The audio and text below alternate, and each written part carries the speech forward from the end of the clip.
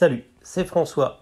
On se retrouve aujourd'hui sur Blog Moteur et pour parler d'une nouveauté Peugeot qui a fait assez parler d'elle, la 508 PSE. Mais la question, est-ce que le plumage vaut le ramage ou est-ce le plumage sans le ramage? Pour exister et espérer se vendre aujourd'hui, une sportive ne peut plus être animée par un moteur essence seul. L'hybridation est devenue incontournable et apparaît comme la seule solution pour que la performance rime avec faible émission de CO2. Mais est-ce une fatalité? Adieu GTI donc, avec la Peugeot 308 qui a tiré sa référence il y a quelques mois. Place à PSE, la nouvelle griffe sportive du Lion. PSE comme Peugeot Sport Engineered. Petite remarque de votre serviteur, les gens du marketing chez Peugeot n'ont peut-être pas réalisé que PSE voulait dire aussi plan de sauvegarde de l'emploi et que Engineered, excusez-moi je le fais volontairement dans un mauvais anglais, passe un petit peu à côté de la tête des Français qui seront les 90% des acheteurs de la voiture. Mais c'est un détail, passons. Le porte-étendard de cette nouvelle griffe branchée est incarné par la 508, métamorphosée pour afficher ses nouvelles ambitions. Elle élargie, caisse abaissée, entrée d'air imposante, calandre noir, grosses jantes dignes d'un concept car derrière lesquelles on peut voir de très beaux étriers verts et on rajoute des petits inserts aérodynamiques. Le cocktail est original mais ne tombe pas dans le trop exubérant. C'est agressif mais pas too much. À bord, même topo. On reprend la présentation originale et moderne de la berline et on l'adapte avec des petites touches de verre, des jolis sièges semi-baquets spécifiques et des logos PSE. Un poêle de carbone et d'Alcantara sur le tableau de bord et le volant pour le côté sportif ou une instrumentation à interface modernisée pour l'occasion n'aurait pas été de trop pour correspondre au nouveau positionnement de la berline. Sans bloc plus performant que le 1,6 litre PureTech de la banque de moteurs PSA, le recours à l'hybridation offre à la 508 le bonheur de recevoir deux moteurs électriques. Ces derniers ajoutent ainsi de la puissance, un 4 cylindres ne pouvant passer la barre des 300 chevaux seul. Avec respectivement 110 et 113 chevaux combinés aux 200 chevaux du moteur thermique, la PSE annonce alors 360 chevaux et 1850 kg sur la balance. Hybride oblige, notre berline énervée peut bien entendu rouler à 100% en électrique pendant une bonne trentaine de kilomètres, l'homologation dit 42 km, jusqu'à 140 km/h.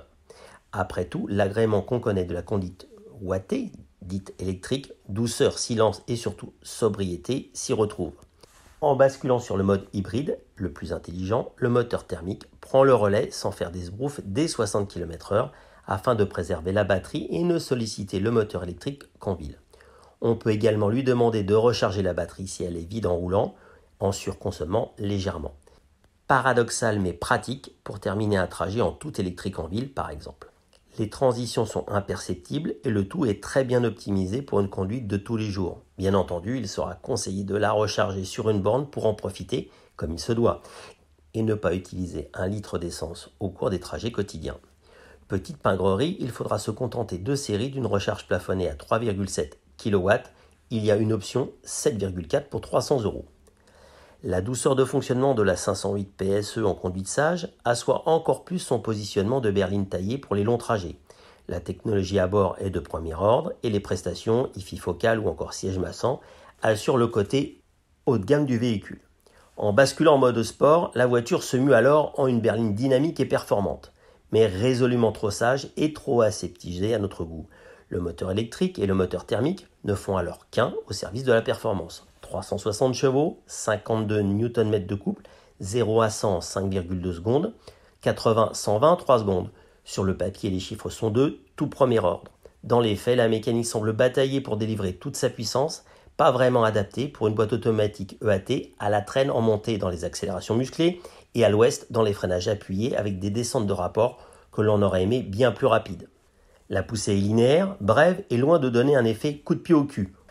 Autre grief, l'absence de bruit. Le son du 4 cylindres n'a pas été embelli à l'échappement et l'on semble faire mal à la voiture tant le faux bruit à bord est artificiel et désagréable.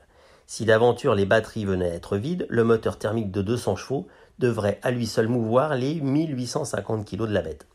Pas vraiment rassurant. Heureusement, le système est intelligemment pensé puisqu'il garde et régénère à chaque décélération-freinage quelques watts utiles au fonctionnement des moteurs électriques. De quoi permettre à la 508 de proposer de façon quasiment continue suffisamment de performance pour assumer son nouveau monogramme. Fidèle à sa renommée et à son savoir-faire, Peugeot Sport a mis un point d'orgue à faire des trains roulants de la 500 PSE une référence. Bien calé dans les superbes sièges baquets, petit volant en main, la position de conduite assez basse est très appréciable et me rappelle celle de l'Alfa Romeo Giulia. Dès les premiers virages, la voiture met en confiance. L'amortissement mode sport est idéalement calibré pour maintenir la caisse et la clouer au sol. Les batteries, dans le plancher, et la baisse de la garde au sol renforcent ce sentiment d'une voiture posée sur le bitume que l'on aime retrouver à la conduite. Le train avant est suffisamment incisif à l'inscription et l'arrière enroule naturellement si on ne provoque pas vraiment la dérive. Le SP n'est lui pas déconnectable, hérésie pour les puristes, mais logique quand on pense au positionnement final de l'auto. Avec un tel look et une belle fiche technique, je dois dire que je m'attendais à être enthousiasmé par la 508 PSE. Déçu par le cocktail dynamique final, il faut toutefois nuancer cette relative désillusion par le positionnement de la voiture que l'on a en face de soi et le contexte dans lequel nous sommes. Ce modèle est une première pour Peugeot sur bien des aspects, à commencer par sa grille tarifaire.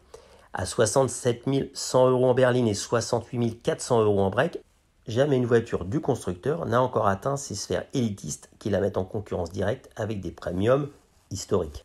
Avec ses faibles émissions de CO2, 46 grammes, elle échappe à tout malus, et bonus également, une petite prouesse pour une voiture de 360 chevaux aujourd'hui, et le résultat d'une conception centrée autour de l'hybridation.